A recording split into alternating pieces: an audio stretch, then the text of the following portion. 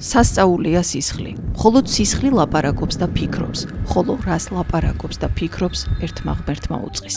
სისხლის ნოდარ დუმბაძისეული, ლიტერატურული ინტერპრეტირების თანადროულად ცალსახად შეიძლება ითქვას.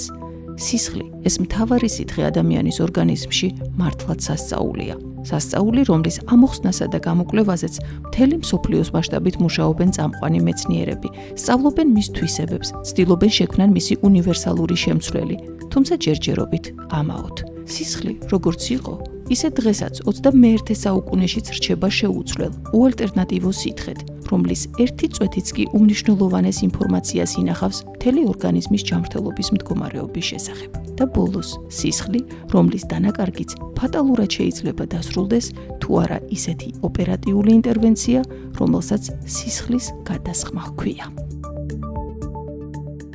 სისხლის გადასხმა, სისხლის დონაცია წარმოადგენს ერთ-ერთ ყველაზე უფრო მნიშვნელოვან სამედიცინო ინტერვენციას, რომლის საშუალებითაც მილიონობით ადამიანის სიცოცხლეა გადარჩენილი. არ შეიძლება და მოგიწოდებთ დღეს აი ამ დღეს სწორედ სულ ყველას თქვენ ჟურნალისტებს თითოეულ მოქალაქეს ჩვენს ასროლ სიცოცხლის განმავლობაში რამოდენიმეჯერ ყველამ გავცეთ სისხლი. გაეცით სისხლი და დარწმუნებული ბრძანდებოდეთ მასთან ერთად, თქვენ გასცემთ სიკეთესაც, სიყვარულსაც, თანაგრძნობასაც, გასცემთ ყველაფერ იმას, რაც შემდეგში სხვადასხვა ფორმით აუცილებლად დაგიბრუნდებათ უკან და ეს სულაც არ გახლავთ უბრალო პათეტიკა. ეს მეცნიერულად დასაბუთებული, მტკიცებულებებზე დაფუძნებული რეალობაა. დადგენილია, რომ შესაბამისი დოზით სისხლის გაცემა პოზიტიურად აისახება ორგანიზმის ადაპტაციურ თვისებებზე, ასტიმულირებს ცილის სინთეზს, ღვიძლის უჯრედების იმუნური სისტემის ფუნქციონირებას, იწვევს ათეროსკლეროზული თრომბ-წარმომქმნელი პროცესების რეგრესს, ხელს უწყობს გულსიზარდთა დაავადებების პროფილაქტიკას, ააქტიურებს სისხლბადი ორგანოების მუშაობას. და ყველაზე მთავარი, თქვენს მიერ სისხლის უანგაროდ გაცემა ჯანმრთელობასა და სიცოცხლეს უნარჩუნებს მათ, ვინც სისხლის გარეშე შეიძლება დაიღუპოს. დღევანდელი სლოგანია, რომ სისხლი ყველას გვაერთიანებს. გამიგეთ და თითოეული თქვენს მიერ გაღებული სისხლი, ეს არის გადარჩენილი რამოდენიმე ადამიანის სიცოცხლე. სისხლის უანგარო დონაცია. ამ შემთხვევაში განსაკუთრებით ხაზგასასმელია უანგარობის მომენტი. დიახ, სწორედ უანგაროდ გაღებული სისხლი წარმოადგენს ყველაზე უსაფრთხო და გარანტირებულ დახმარებას პაციენტისთვის. სისხლის დონაცია ყოველთვის უნდა იყოს დაფუძნებული უანგარობის პრინციპზე. ჩვენთან საქართველოში მუშაობს უსაფრთხო სისხლის პროგრამა 97 წლიდან. ერთ-ერთი მიზეზი იმისა, თუ რატოა მაღალი საქართველოში ცეფალოპათიის გავრცელება, გახდათ ის, რომ აი ამ ძალიან რთულ პერიოდში, მემხედველობაში მაქვს 90-იან წლებში, სისხლი არ ისინჯებოდა ამ 97 წლამდე არის გადასასხმელი სისხლი არ ისინჯებოდა ინფექციებს. აქედან გამომდინარე, დღეს დონაციების მხრივ ქვეყანაში მდგომარეობა ნორმალურია, ხდება კონტროლი გადასასხმელი სისხლისა, მაგრამ ძალიან მნიშვნელოვანია წილი ეგრეთ წოდებული კომერციული დონაციის.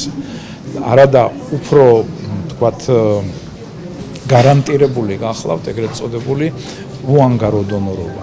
დღესდღეობით მსოფლიოს მხოლოდ 62 ქვეყანა უზრუნველყოფს სისხლის მასების სრულად შევსებას უანგარო დონაციის წყალობით. 40 ქვეყანა კი დღემდე დამოკიდებულია ნათესავების მიერ და კომერციული მიზნებით გაღებულ სისხლზე.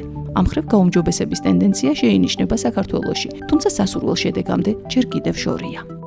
ბოლო 5 წლის განმავლობაში, 4 წლის განმავლობაში იზრდება უანგარო დონაციათა რიცხვი, თქვათ 3-5%-დან საერთო დონაციაში ავედით 25%-მდე, მაგრამ ეს არ არის საკმარისი, ანუ უანგარო დონაცია პლუს ნათესავების მიერ გაღებული სისხლი სადაც 40%-ია, დანარჩენი 60% კი გახლავთ ეს ეგრეთ წოდებული კომერციული მიზნით გაღებული დონაცია, ანუ ანაზღაურებადი დონაცია. ყველას მოუწოდებს ნებისმიერს გაიგოს სისხლი, გაიხმაროს სხვას და ამით უნდა გააკეთოს კეთილი საქმე. მაშასე, სისხლი ყველას გვაერთიანებს და რადგან ძალა ერთობაშია, გავერთიანდეთ მათ დასახმარებლად, ვინც ამას საჭიროებს. სისხლს ხომ დიდი ძალა აქვს. თქვენი უანგაროდ გაღებული სისხლი ეს არის რამოდენიმე გადარჩენილი ადამიანის სიცოცხლე.